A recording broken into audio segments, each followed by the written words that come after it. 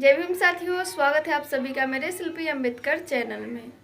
दोस्तों, आज भीमा का ना 22वां एपिसोड चल रहा है और इसकी शुरुआत फिर से खेत से ही होती है जहाँ पे उस गांव की सीमा थी। दोस्तों, इस एपिसोड में देखना यही था कि जो बेकंठपुर वाले लोग थे, जो भीमा के समाज के ही थे, क्या वो भीमा का बात मानते भी है या नहीं मानते हैं।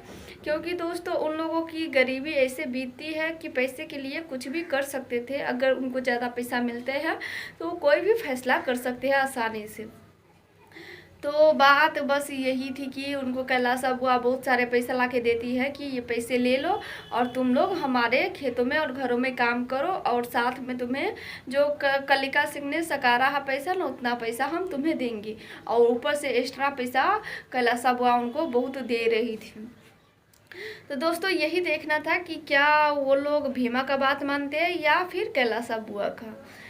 भीमा पहले ही उन सभी को थाली थमा दी थी, अपने समाज वालों को भी और जो जो दूसरे गांव के लोग थे उनको भी, क्योंकि उनके समाज से ज़्यादा बेहतर कोई नहीं जान सकता था कि भूख क्या चीज़ होती है।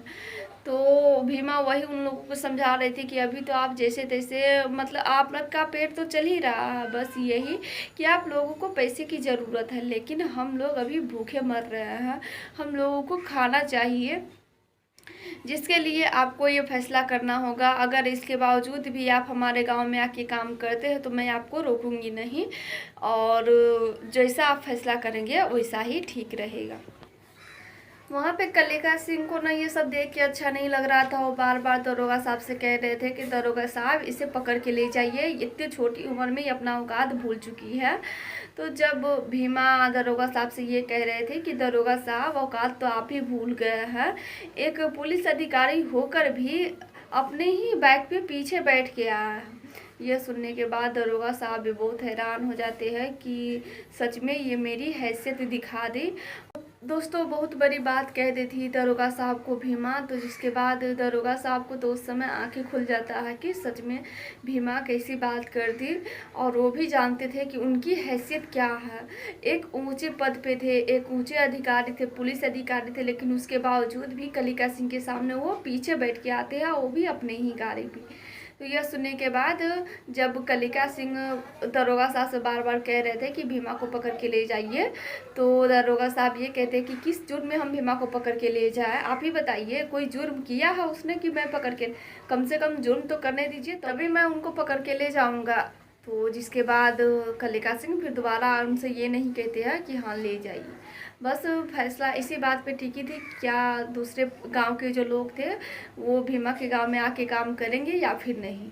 बहुत लालच देते हैं कलिका सिंह और उनकी अम्मा कैलाश बुआ, लेकिन फिर भी वो लोग ये फैसला करते हैं कि हम लोगों को ना इस गांव में काम नहीं करना है। भीमा ने हमारी आंखें खोल दी है।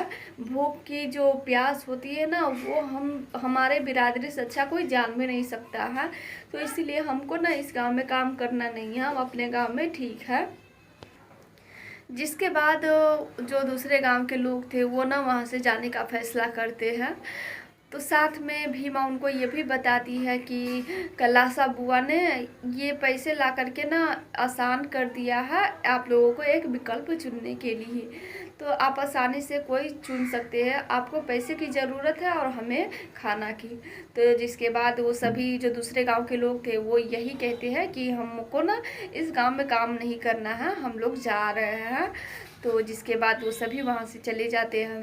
भीमा भी अपने समाज को लेकर के वहाँ से चली आती है, क्योंकि बाबा साहब उनको बोले हुए थे कि भीमा, अभी तुम अपने समाज वालों को लेकर के दूसरी रास्ता से घर चले जाओ, उसके बाद मैं बताऊंगा कि तुम्हें क्या करना है।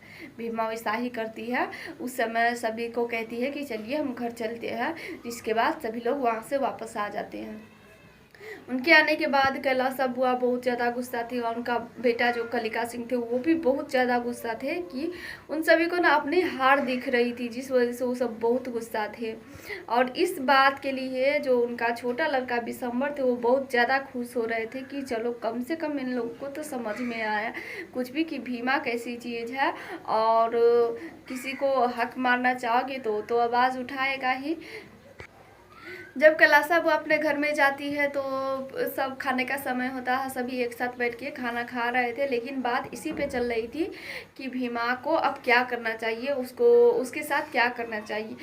सभी जो लोग थे वो यही फैसला कर रहे थे कि भीमा को मार देते हैं, ऐसे करते हैं वैसे करते हैं, कि कुछ तो भीमा का करना होगा। लेकिन ये कैलाश बुआ थी ना, एकदम बहुत ज़्यादा गुस्सा थी और वो यही सोच रही थी कि बाद में देखेंगे कि भीमा क्या कर रही है।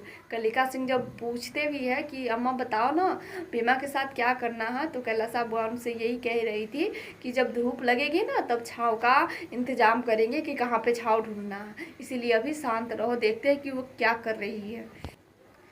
यहीं दूसरी तरफ भीमा के सारे समाज वाले लोग एक साथ बैठे हुए थे और बात अब ये थी कि भीमा को कोई फैसला करना था। भीमा अपना पढ़ाई छोड़ेगी नहीं और वो ये भी कही हुई थी कि हमारे समाज भूखे नहीं मरेंगे। तो अब क्या होगा, आगे क्या करने वाली है, वो अगले एपिसोड में बताएंगे।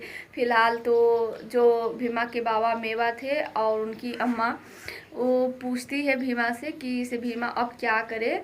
तो भीमा उनको बता रही थी कि माई अब मुझे भी नहीं पता है कि क्या करना है। यह सुनने के बाद उनकी माई जो थी वो बहुत हैरान हो जाती है कि भीमा कैसी बात कर रही हो।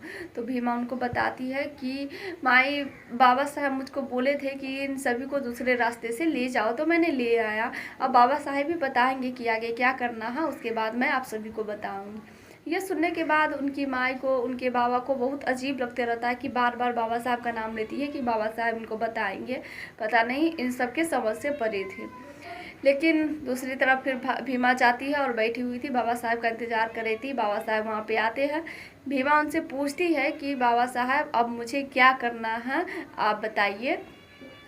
तो बाबा साहब उनको बताते हैं कि भीमा तुम्हें कैसे क्या करना है। बाबा साहब उनको यही बताते हैं कि अब सब कुछ उथल पुथल हो गया है, अब इसके बीच तुम्हें कैलाश बुआ के पास जाना है और वहाँ पे जाके उनसे माफ़ी मांगनी है, उनसे ये कहना है कि मुझे पढ़ने के लिए आज्ञा दे। तो जिसके बाद भीमा को भी यह सुन के अजीब लगता है कि बाबा साहब इतना कुछ करवा दिया, अब कह रहे कि फिर से कैलाश बुआ के पास जाए और उनसे माफ़ी मांगे पढ़ाई करने के लिए। बाबा साहब यही उनको बहुत अच्छी बात समझाते हैं कि हाँ, बाबा साहब उनको यही बात विस्तार से समझाते हैं कि तुम्हें अब यही करना होगा कि तुम जाओ कैलाश बुआ के पास, उनसे माफ़ी मांगना और कहना कि मुझे पढ़ने की अनुमति दी। दोस्तों अब इसके आगे क्या होगा ये मैं अगले एपिसोड में बताऊंगी, क्योंकि आज का एपिसोड यहीं पे समाप्त हो जाती है। फिर मिलेंगे दोस्तों अगले एपिसोड में, तब तक के लिए जय भीम।